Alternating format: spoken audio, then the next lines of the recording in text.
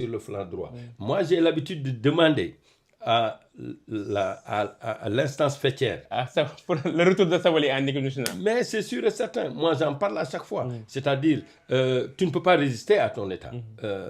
Quand l'Allemagne a eu besoin de Kroos, ils sont allés le rencontrer et lui demander de venir apporter son soutien à cette jeune génération. Il l'a fait.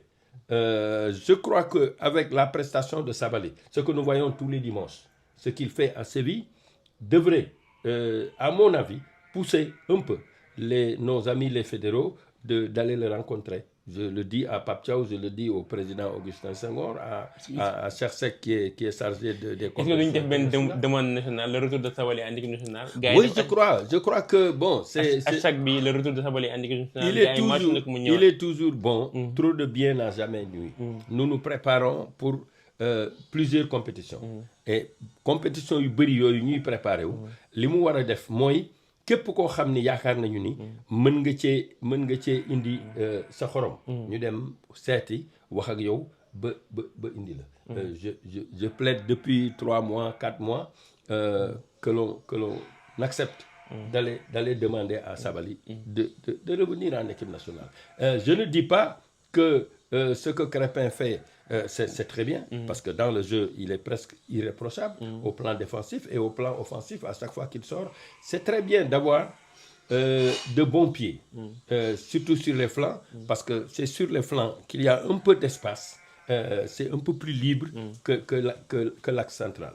Que l'axe, en fait, l'axe central et le milieu de terrain. Parce que là, c'est engorgé. C'est la raison pour laquelle le travail de transition, il est fait sur les flancs pour permettre effectivement de pouvoir délivrer de très bons centres.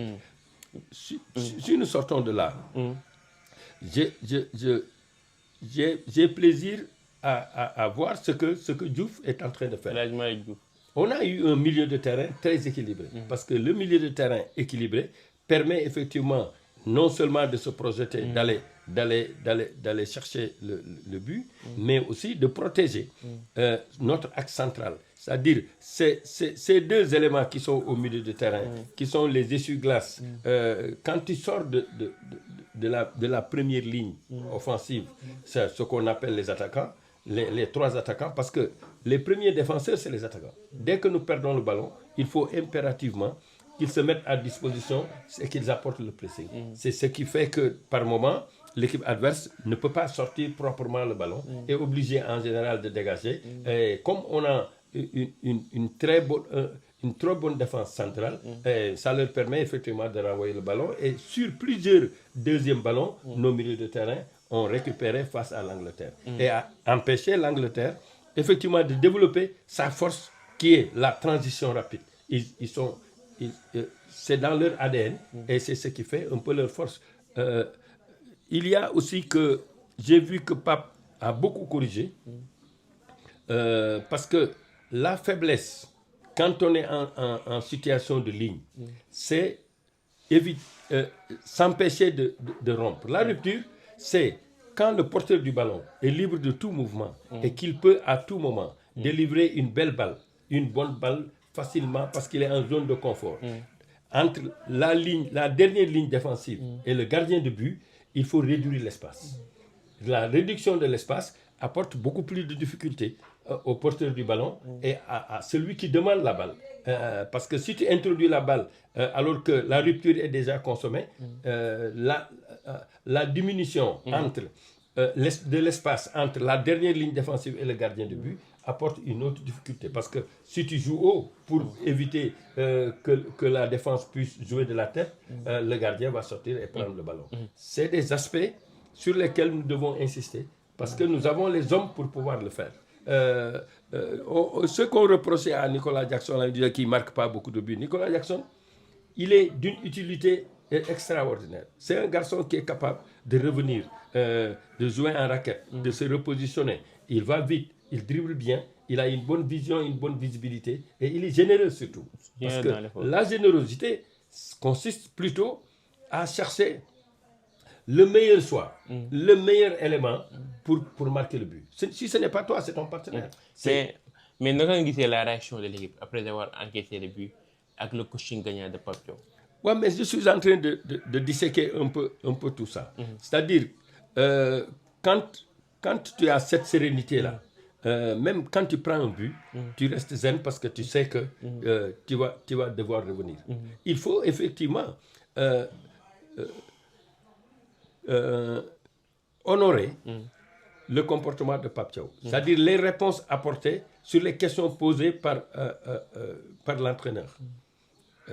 Ce qui s'est passé, à un certain moment, quand il a été mené 2-1, ce qu'il a fait, il a apporté Bellingham.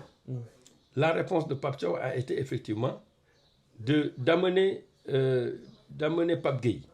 Pape Gueye qui peut effectivement relever le défi physique. C'était une très bonne réponse. À un certain moment, il s'est dit, je vais me jeter. Et c'est ce qu'il a fait. Il a sorti son arrêt latéral gauche pour mettre un autre attaquant. C'est-à-dire apporter une faiblesse derrière pour renforcer l'attaque. La réponse de Pape Thiaw a été de dire, je te mets un attaquant. Il sort Nicolas Jackson, il amène Sabali, qui est rapide, qui va vite et qui est disponible. Et sur la première balle, on lui met le troisième but. C'est-à-dire, le football maintenant est devenu peut-être, c'est du tic au tac. Tu n'as pas le temps de gamberger. Si ton adversaire, l'entraîneur adverse, apporte une question, pose un problème, il faut apporter la solution le plus rapidement possible. Au risque peut-être de prendre le but d'abord et à ce moment d'essayer de corriger. Ce qui s'est passé, c'est qu'il avait deux possibilités. Ou bien apporter une réponse offensive ou une réponse défensive. Lui, il a préféré apporter une réponse offensive. La réponse offensive consistait à dire, je te mets un attaquant de plus. Et je prends le risque d'aller te marquer un but. Toi, tu prends le risque de te dire, certains entraîneurs, certainement, auraient augmenté leur défense. Ils auraient apporté un autre élément défensif. Et en se disant, je vais continuer à défendre, peut-être que je ne vais pas prendre le but. Lui, il a préféré dire, je mets un élément de plus parce que c'est sûr et certain que cette équipe va se jeter et à partir de ce moment, je lui marque le troisième but et le match est terminé. C'est ce qui s'est passé. Sur la première interception, Lamine Camara, alors que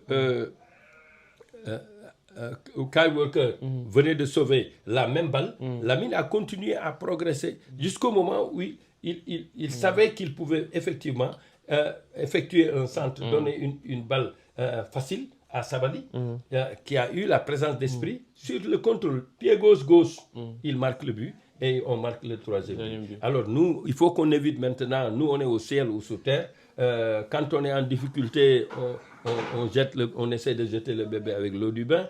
Maintenant, c'est tout le monde qui pense que peut-être c'est terminé. Au contraire, c'est un repère, c'est une bonne base de travail nous permettant de savoir que le Sénégal est en train de tirer les fruits de tout ce qui s'est fait pendant toutes ces années. Moi, j'ai pour habitude de dire, nous devons applaudir d'abord sur la vision, la formation des formateurs. C'est extrêmement important. Je passe mon temps à le dire parce que, gis nga baykat bu amee jiw bu baax am baykat bu baax mën naa def ci boppam dana am mbool yu baax mais tu ne peux pas, toi, tu n'as pas de bons formateurs, mais ils ne peuvent te former que des joueurs des joueurs moyens. L'équipe qui a joué contre l'Irlande, l'équipe qui a joué contre l'Angleterre, ça prouve à suffisance. Alors qu'il y a encore beaucoup de garçons disséminés un peu partout dans le monde qui peuvent peut-être rejoindre notre équipe nationale. Je parlais d'un garçon qui joue au Havre, qui joue à Troyes. Mohamed Diop. Et qui est un garçon qui frappe à la porte de l'équipe nationale. C'est comme ce que nous avons fait contre Sabali. Sabali, ça se voit que nos amis, les techniciens regardent un peu partout.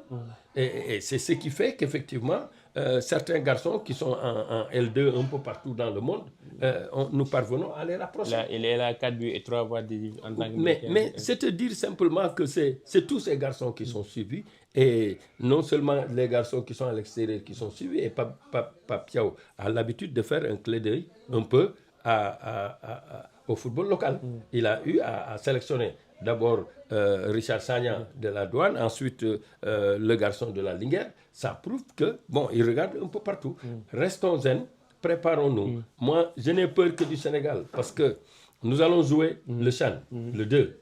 Au moment où on doit jouer le CHAN, nos amis seront en Assemblée générale. Après l'Assemblée générale, il faudra jouer les deux matchs. Et il faut tout faire pour que le Sénégal se qualifie. Mais Père, dama la bëggoon laaj mooy est-ce que absence Sadio Mané feeñ na si ñaari match yi ñaari jonga